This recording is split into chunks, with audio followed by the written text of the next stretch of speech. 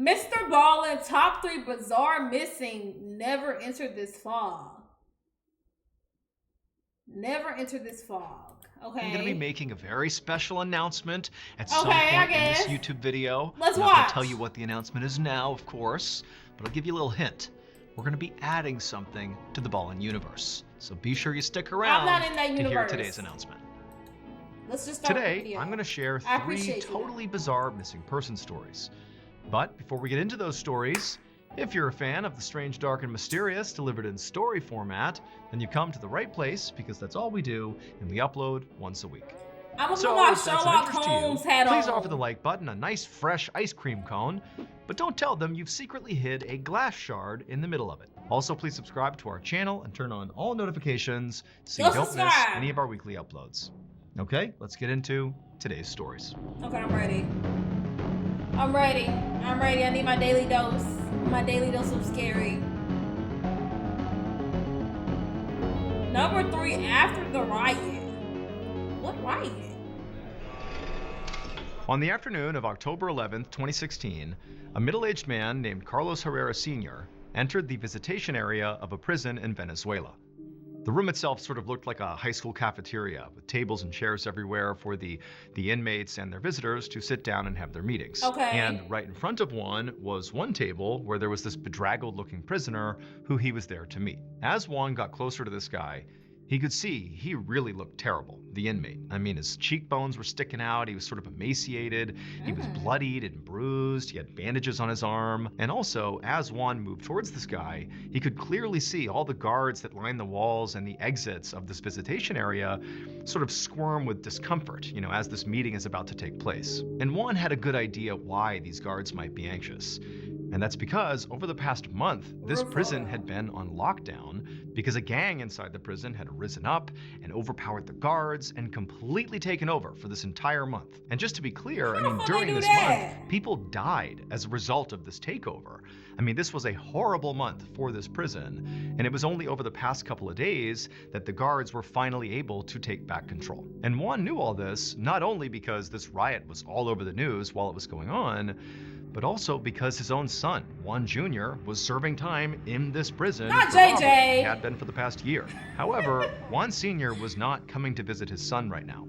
Instead, he was coming to visit a different prisoner, because during this riot, Juan Jr. had just disappeared. And Juan Sr., when he had found out about that, had called prison officials, other people, politicians, you name it, to try to figure out where his son went, but nobody seemed to know. How does an inmate disappear? Finally, he had found this one prisoner, the guy he was meeting today, this beaten down looking guy, who had agreed to come forward. You're asking all the right questions, Kiki. You're asking all the right questions. And tell Juan Sr. what he knew about what happened to Juan Jr. And so Juan sat down at this table with this prisoner, and after the two of them introduced themselves, very quickly, Juan Sr. said, please, tell me what happened to my son. Where is he? But this prisoner he was talking to didn't immediately get into sort of a clear story about Juan Jr. This guy began talking about a totally separate prisoner, a man named Doranhel Vargas. Vargas was notorious across Venezuela for a series of brutal murders he committed that ultimately put him in this prison. And during this recent riot at this prison, it was Vargas and his gang that rose up and took over. Vargas was in charge, effectively, of the riot. Oh. And so even though he was terrorizing people and brutalizing people and was very much responsible for the deaths of multiple inmates, he also at the same time did have to make sure that, the people he was in charge of, albeit illegally, had enough food, they had enough supplies, that they had the things they needed to survive. And so again, he's sort of dictatorial and awful, but also, ensuring people have basic resources. Okay. And so Juan Sr. is listening to this man sort of lay this out about Vargas and sort of how he was in control during this riot. And Juan Sr. is like, I just don't get it. Why are you explaining the nuances of where my son at? What he was doing during the riot? And this prisoner very quickly pointed to the bandage on his arm and kind of pointed at all of his injuries that were very obvious. And he told Juan Sr. that if anybody got in the way of Vargas while he was in charge during this riot, they were basically beaten to within an inch of their lives. And again, in some cases, people were killed. This was a brutal regime. And so Juan Sr. is like, oh my goodness, is that what happened to my son? Was he beaten like you by Vargas? But at that point, the prisoner... Is that what happened? Is that what happened? What if you're friend? What if you're friends with this nigga in jail, but the gang protect you? I ain't gonna lie. At this point, during the revolution they was doing, I don't think anybody had protection. I'm gonna be honest. Just shook his head and said no. And then he looked down and almost like couldn't make eye contact with Juan Sr. And he just said, "What happened to your son was much worse." The prisoner would tell Juan Sr. What that at happened to some JJ? point during the riot, his son, Juan Jr., was tapped by Vargas to help with something. Now, it's not clear if Jr. went willingly or he was coerced, but we know that basically everybody had to do what Vargas asked them to do, otherwise they would be beaten or even killed. Right. And so ultimately, Jr. agrees to help Vargas. And the thing he was tapped to help Vargas with was distributing food to the inmates. Because remember, despite how brutal Vargas was, he was in charge of providing basic necessities to all the inmates. And because of this riot, the prison had been locked down, and so food supplies had been restricted. And so inmates are beginning to starve, there's this big food shortage.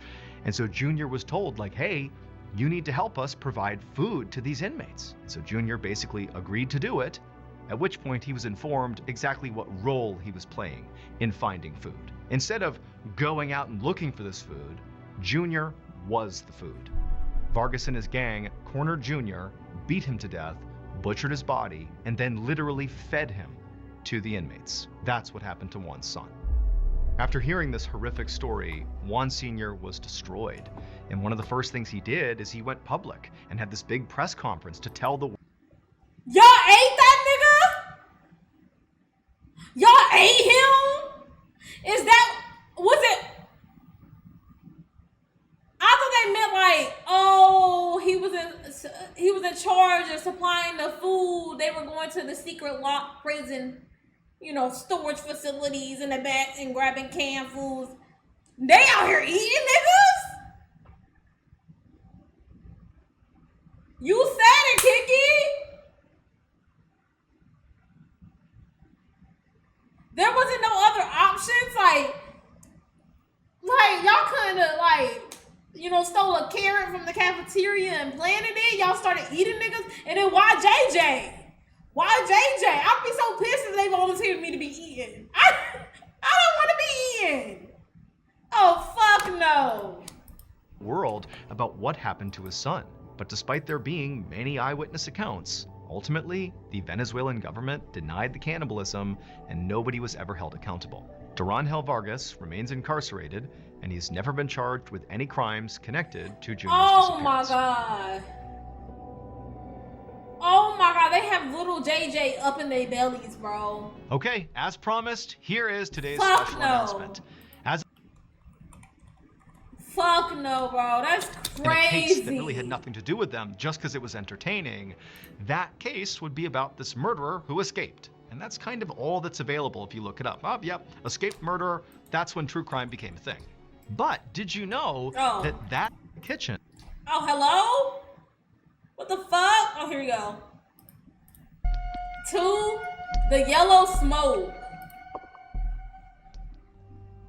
At around 8 p.m. on August 19th, 1962, a 12-year-old boy named Raimundo Marfa da Silva sat near the fireplace in the main room of a shack in rural Brazil. Raimundo lived in this shack with his father Rivelino, as well as his 2 younger brothers, who were fast asleep in their beds inside of this main room, only a few feet away. Raimundo and his family were very, very poor. I mean, the shack was very small.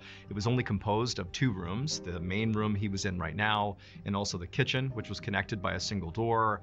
And they were truly like out in the middle of nowhere in Brazil. They had no electricity, basically no money. I mean, they really had almost nothing. And so that night, as Raimundo sat by the fire, just kind of quiet, you know, there wasn't really much else to do here. His father, Rivelino, came into the room from the kitchen and he sat down next to him. And the 2 just sat there quietly, you know, periodically poking at the fire with a stick and just sitting there enjoying the silence, doing their best.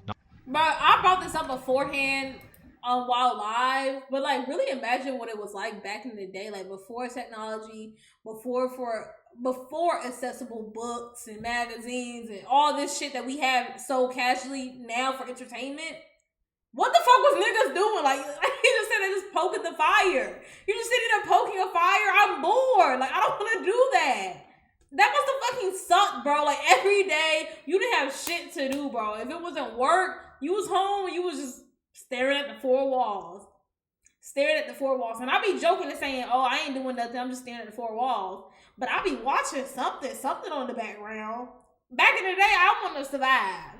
I'm too 21st centralized. Century? Not to wake up Fuck the two it. younger brothers. And as Fuck the two it. were sitting there, suddenly Raimundo heard a strange sound coming from the kitchen.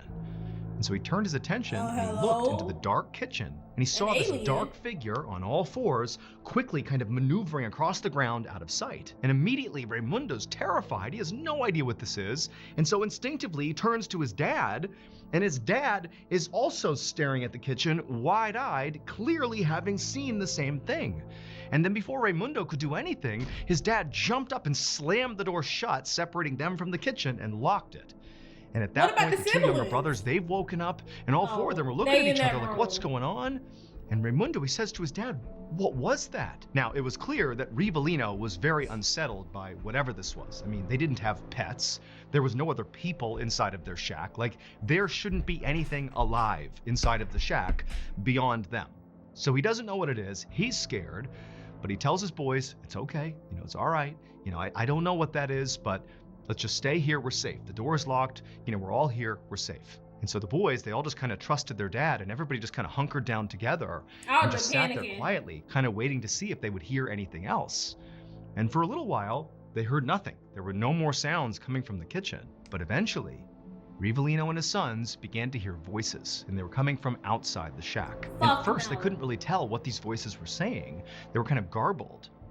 But eventually, they all began to hear the same thing.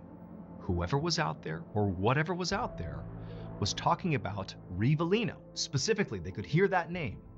And what they were kind of saying is, if Rivellino comes out here, we're going to kill him. And the moment that all the boys sort of picked up the fact that somebody's out there and they're threatening to harm Rivellino, they're all like, Dad, what do we do? What do we do? And Rivellino, I mean, he's hearing this too, but he tells his boys, it's okay. You know, I don't know what's going on out there. But clearly, somebody is playing a cruel joke on us. You gonna have to leave, bro. I'm sorry, you gotta go outside and figure that out, nigga.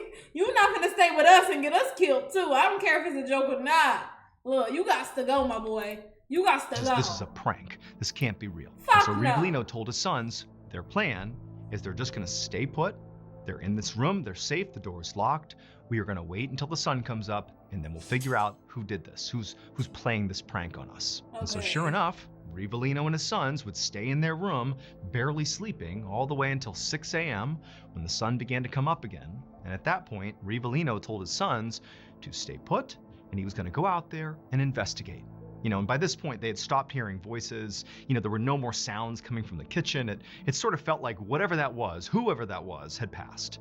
And so, you know, the tension is gone, and the boys are like, okay, you know, be careful out there, Dad. And so Rivellino, he walks over to the door that leads into the kitchen. He unlocks it, opens it up, and Raimundo, you know, he's craning his neck, looking into the kitchen, but, you know, he can't see anything moving around in there. Hello? Oh, I forgot it was Memorial Day. I was about to say, what is happening? Did y'all hear that? They out there shooting fireworks. Even with the light coming in. And so Rivellino, he says, okay, boys, stay here. Fuck no. Rivellino goes out into the kitchen and shuts the door behind him. And while he's out there, Raimundo and his brothers, they're all listening anxiously, you know, making sure their dad's not in trouble, but they just hear the sound of their dad just clearly walking around the kitchen. There's no commotion, there's nothing. And then a couple of minutes later, Rivellino comes back into the main room where the boys are, and he's got a knife in hand, but he tells them, you know, it's okay, you know, I got this from the kitchen, I'm just in case. There's nothing out here. I'm now going to go outside and just make sure nobody's outside the hut, okay? So again, stay put. I'll be right back. Okay. So again, the boys, they're looking at their dad like, okay, we'll see you soon. Rivellino walked out again into the kitchen. He shut the door behind him, and then the boys heard the sound of the door that led outside open up. And then, presumably, Rivellino went outside. And that was the last time the boys ever spoke to their father. Oh, GG's. They took that nigga, bro. 6 months later, on March 10th, 1963, 5 men were out hunting in the wilderness not far from Raimundo's family's shack. And at some point, they came across this huge boulder. And this boulder had a big crevice in it, like a big gap in this rock. And one of the hunters happened to walk past it and looked into this crevice, and they found a skeleton. And that skeleton belonged to Rivolino, Raimundo's father. But that was not the end of the story. Far from it. So on the day that Rivolino stepped out the front door and then was never heard from again, Raimundo and his brothers had been instructed by their dad to stay put while Rivolino went out looking around. But Raimundo just felt really nervous after his dad had stepped out the front door and had presumably stepped outside. So he defied his father, he opened up the door that led to the kitchen, and as soon as he did, he looked towards the door that led outside, and he saw it was wide open. And he saw his dad stepping into this huge cloud of yellow smoke. And amidst this smoke were these like cylindrical objects that were floating in the air, spinning around in a circle, seemingly spitting out this smoke. And Raimundo, he had no idea what he was looking at, but he saw his dad just kind of walking into this cloud, and then the smoke got so bad, it totally obscured his dad. His dad was gone. And so Raimundo yelled out for his dad, like, "Dad, where are you going?" And he charged towards his father to try to stop him. He just felt like, you can't go out there. But as soon as Raimundo went out into the yellow smoke, the smoke just dissipated, the cylinders disappeared, and as soon as it was all gone, his dad was gone too. Raimundo sprinted around his house, calling out for his dad, looking everywhere, but there was no sign of him. And so quickly, Raimundo and his brothers alerted authorities, and they launched the search for him, and for days they combed the area near that boulder as well, and they couldn't find Rivolino. And so eventually, they abandoned the search, and then 6 months later, his body was magically found in that crevice. To this day, nobody knows what actually happened to Rivolino and how he wound up inside of that rock crevice. Also, people have no idea what that dark figure was skittering across their kitchen floor the night before Rivolino went missing, or who those voices were threatening to kill Rivolino, or the objects that Raimundo apparently saw floating in the sky spitting out yellow smoke. Nobody has any idea what any of that stuff is. All we know is Rivolino disappeared and 6 months later turned up dead in that crevice. I'm mad we don't have no answers, because what the fuck? What the fuck? Number one, something scratching. Fuck. On the afternoon of June 1st, 2018, 36-year-old Luis Garcia headed into Mexico City to meet up with his older brother. He just said 2018? 36-year-old. On the afternoon of June 1st, 2018, this just happened. This is a new story. Headed into Mexico City to meet up with his older brother. Okay. The two of them were very close. They had been through a lot together. When Luis was 14 years old and his older brother was 15, their parents had gone through a really messy divorce, and during it, their father had just walked out on them and they never saw him again. And shortly after that, their mother remarried and her new husband moved in with the family, and shortly after that, their mother just vanished. And the boys, they asked their stepfather, like, where is she? Where's she gone? But the stepdad would say, I don't know. She went out on an errand and she never came back. And the boys, I mean, they were very suspicious of their stepfather because this did not feel like something their mom would do. Like, she would not abandon them. But just a couple of days after their mom disappeared, their stepfather disappeared too. And so all of a sudden, these teenage boys are just left to fend for themselves. Now, the boys would contact police, and specifically they said, like, hey, we think something happened to our mom. We think maybe our stepdad had something to do with it, but everybody's abandoned us. And the police would launch an investigation, and they would go looking for their mother, but they couldn't find her. And they couldn't find the stepfather or the biological father. And so after the police wound down their investigation, the two boys, again, they've been orphaned now, and they, learned to fend for themselves, but they never stopped looking for their mom. For nearly 2 decades, they continued to search Mexico City for their mother, and they just could never get any sort of closure. They really didn't know what happened to her. And so today, the two brothers had met up, not to go looking for their mom, but instead to meet at their childhood home.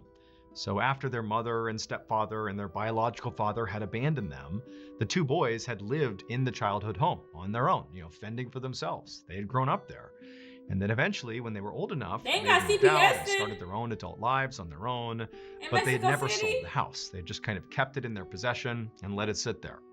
But now they were going back to, go through and sort of clean it up and, decide if They they just let wanted to them do live some there by renovations themselves? and just kind of fix the place up, maybe to sell it. They didn't know. And so the two brothers, they met up at the home, they go inside and, there's still photos on the What's wall, good, old family Mac? photos. And there's, all these memories that come rushing back, many of which are very sad and troubling. But, like the brothers, they're having a good time, just kind of going down memory lane. And at some point they decide, okay, you know what? Not only are we going to clean this place out, but also there's some basic renovations that really need to happen here. Like the place has been sitting here for years. It's sort of Right. fallen into disrepair. Let's fix this place up. And so over the next couple of days, they would call in some contractors to begin to do some basic renovations in the house while the brothers Thanks, continued to Mac. clean it up and pack things up and sort of Have get a it good ready for night. whatever it was going to be. And on one particular day, when a group of contractors were working in the master bedroom, the brothers were in the living room doing their own thing when they heard a big commotion coming from the master suite. One of the contractors began yelling for the brothers to get in here and look at what he had found.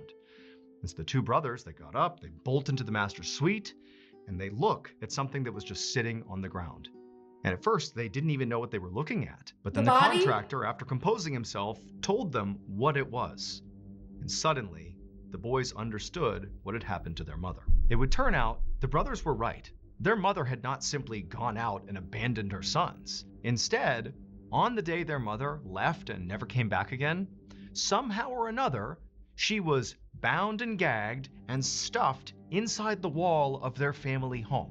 And we know this because Holy. when that contractor, 2 decades later, was doing renovations for the brothers inside that home, his sledgehammer went into the wall in the master suite, and when he pulled it out again, a white object came tumbling out of the wall. And that object was their mother's skull. And after pulling apart the wall and looking inside, they would find the rest of her skeleton, clearly bound and gagged. And then perhaps most disturbingly of all, is that in the wall, they would also find all these scratch marks, Damn. suggesting she was alive when she was put in there, which She was trying means to she was escape. in there desperately trying to get the attention of her sons to save her, but nobody could hear her. Following this Damn. horrific discovery, the two brothers went to police in Mexico City and told them what happened. And the police would come to the house, they would look all over the place and try to figure out, what happened to their mother, who killed her. But they couldn't solve it. Now, the police always did suspect that the stepfather very likely had some level of involvement here, just given the fact that he himself went missing a couple of days after the mother did. But they could never locate him, and very likely they never will, because today he'd be well over 90 years old and is very likely already To dead. be gone. What the fuck, bro?